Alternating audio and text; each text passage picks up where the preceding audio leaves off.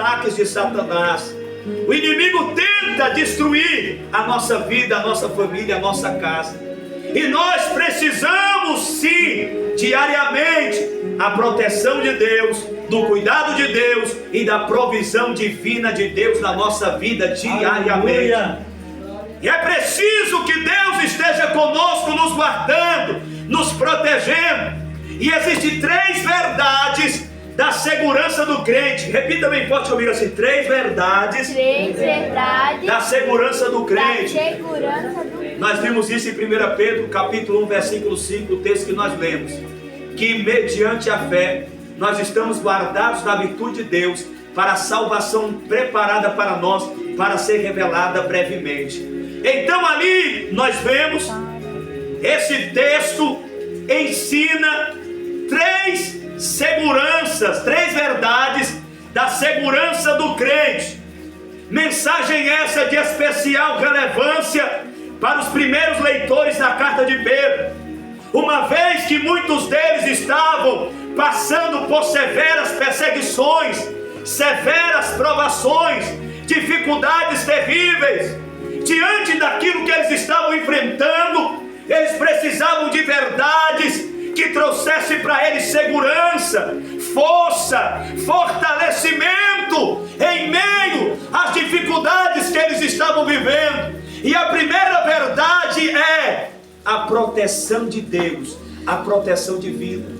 Ele disse que somos guardados na virtude de Deus, Labacandarácia, na virtude do Senhor. Entenda uma coisa nesta noite: os crentes são guardados na virtude de Deus contra todas as forças do mal que ameaçam destruir a sua vida e salvação em Cristo Jesus. Eu gosto muito do apóstolo Paulo, quando ele escreve a sua segunda carta no capítulo 4, Paulo está prestes a morrer e ser martirizado. Ele está diante da morte, mas Paulo não está com medo da morte, porque ele sabe que aguarda uma eternidade com Deus no céu. E Paulo foi abandonado pelas pessoas no seu julgamento.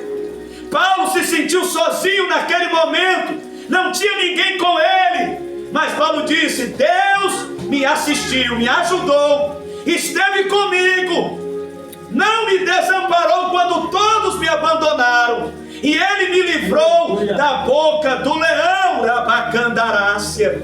Ele me livrou da boca do leão. Aí no verso de número 18 do capítulo 4, Paulo vai dizer: Natanael, o Senhor também me livrará de toda obra maligna e me levará salvo para o seu reino celestial. A Ele glória para todos sempre, aleluia. Sabe o que Paulo está dizendo? Paulo está dizendo que Deus não livrou só de sofrimento, não é sofrimento.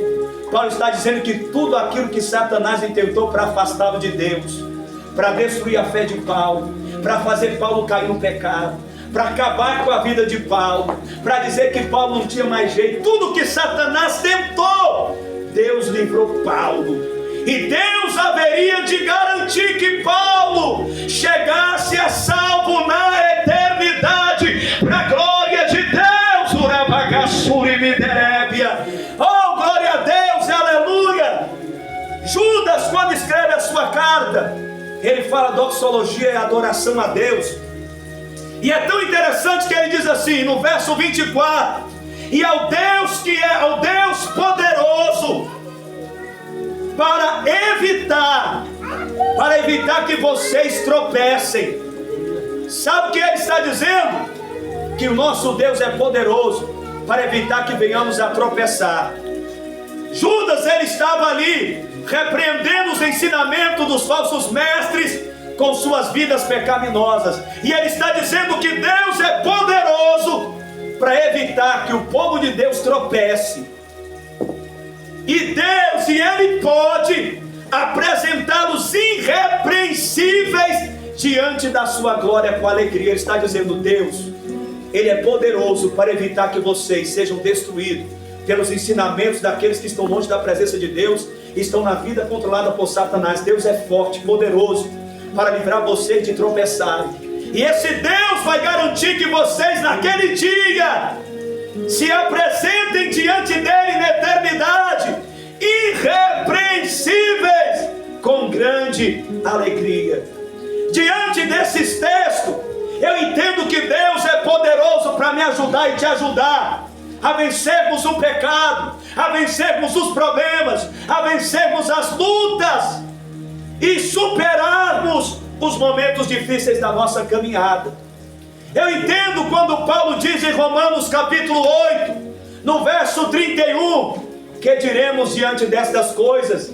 Se Deus é por nós, quem será contra nós? Aquele que não poupou seu próprio filho, antes o entregou por amor de nós, como não nos dará graciosamente com ele todas as coisas? Aleluia. Quem intentará acusação contra os eleitos de Deus? É Deus quem os justifica. Quem os condenará? É Cristo Jesus que morreu, ou melhor, ressuscitou e está à direita de Deus Pai e intercede por nós pecadores. Paulo diz no verso 35: quem nos separará do amor de Cristo? Será a tribulação? Será a angústia? Será a perseguição? Será a fome? Será a nudez? Será o perigo? Será a espada? Nada. Fomos considerados como ovelhas para o matadouro. Somos entregues à morte continuamente. Mas em todas estas coisas somos mais que vencedores por aquele que nos amou. Jesus é que tem o poder de nos fazer vencer os problemas, as tentações, os ataques de Satanás e as dificuldades que enfrentamos na nossa vida. Jesus é que nos faz mais que vencedores para a glória de Deus Pai. Darabacandarácia. Livre que amada Súria. Mas é preciso entender, meus irmãos, que Deus diz que nós, a segunda segurança do crente, é que eu e você precisamos entender que a condição necessária para a proteção de Deus na nossa vida é a fé. Nós vemos no texto 1 Pedro 5, mediante a fé. A proteção de Deus mediante a graça não opera de forma ou de modo arbitrário. Ou seja, é preciso a nossa cooperação, é preciso a nossa fé. Eu preciso acreditar em Jesus Cristo. Somos somente protegidos mediante a fé. Temos a proteção de Deus em nossa vida. E assim também, somente mediante a fé, os crentes são salvos. Romanos 2,8. Somos salvos pela graça por meio da fé. Eu preciso ter fé. Então, meu irmão, é nossa responsabilidade conservarmos uma fé firme e verdadeira em Cristo Jesus como nosso Senhor e Salvador. Eu preciso ter fé nele para termos continuamente a proteção de Deus em nossa vida. Eu gosto muito de Romanos 15, já estou terminando, aonde a Bíblia diz a parábola da videira, Jesus a videira, o pai o lavrador que é Deus. E a Bíblia diz que o pai, ele limpa a vara que dá fruto, mas poda a vara que não dá fruto. No original, alguns interpretam como a primeira ação de Deus, como uma pessoa não está produzindo, ele pega a vinha, aquele galho que está infrutífero, e o levanta para que ele possa ter uma chance de produzir fruto. Aí se ele não produzir fruto, ele faz o quê? Corta. E a videira é o único galho da videira, não serve para nada quando cortado. Queima-se, é inútil, não serve para nada. E Jesus, ele diz no verso 4: permanecerei em vocês e vocês permanecerão em mim.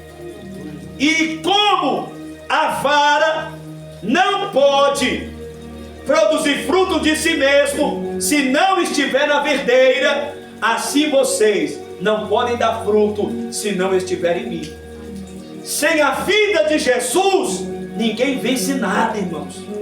Sem Cristo, nada dependo dele, você depende dele. Nós precisamos é ter fé nele, e pela fé permanecer nele, e ele estará conosco para nos ajudar a vencer e superar tudo aquilo que se levantar contra a nossa vida, para a glória e honra do Senhor Jesus Cristo. Jesus, ele quer que venhamos ter fé, para que ele possa estar nos protegendo, guiando, fortalecendo e nos ajudando a cada vez mais estarmos prontos e preparados para a volta do Senhor Jesus Cristo.